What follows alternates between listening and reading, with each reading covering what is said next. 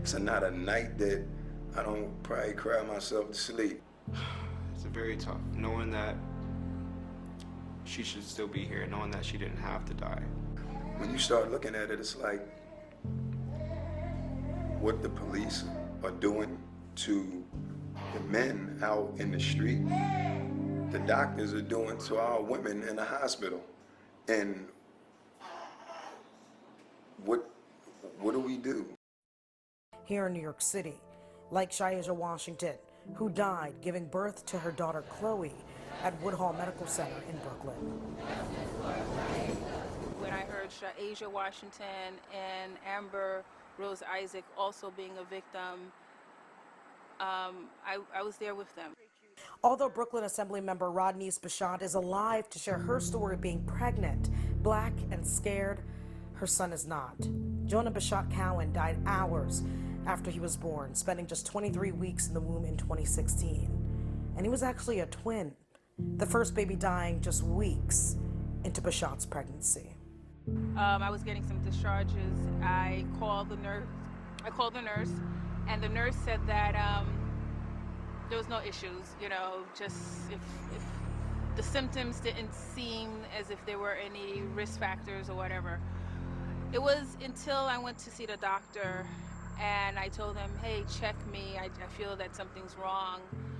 They said, hey, the baby's fine. Then they said, okay, we'll check you. Then they realized that I was having a baby. Bichotte was a patient at New York Presbyterian Columbia University Medical Hospital. After they checked me, they gave me two options. They said, hey, seems like you're gonna have this baby sooner than later. We can't do anything. We can help you terminate the baby, or you can go home.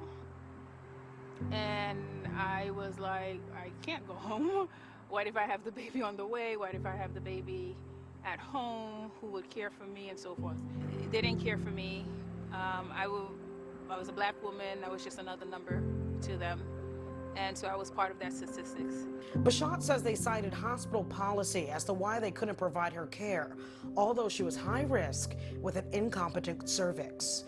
3 days after, she ended up having her baby at Wyckoff Medical Center in Brooklyn, leaving without her son.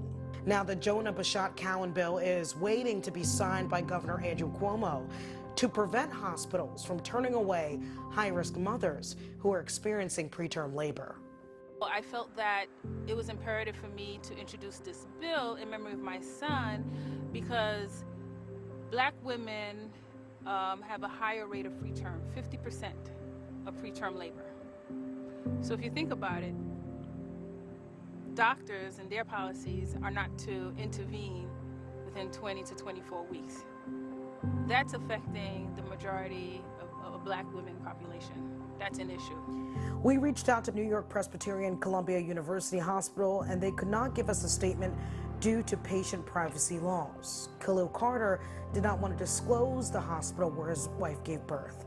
But Montefiore Medical Center sent us a statement about Amber's death that reads, quote, 94% of our deliveries are minority mothers, and Montefiore's maternal mortality rate of 0.01% is lower than both New York City and national averages. Any maternal death is a tragedy. Our hearts go out to Miss Isaac's family, especially to her mother, our longtime colleague. As Bichotte's legislation makes its way to the governor's desk, medical professionals and those in the maternal health, activism, and support community tell me there is much more work that needs to be done.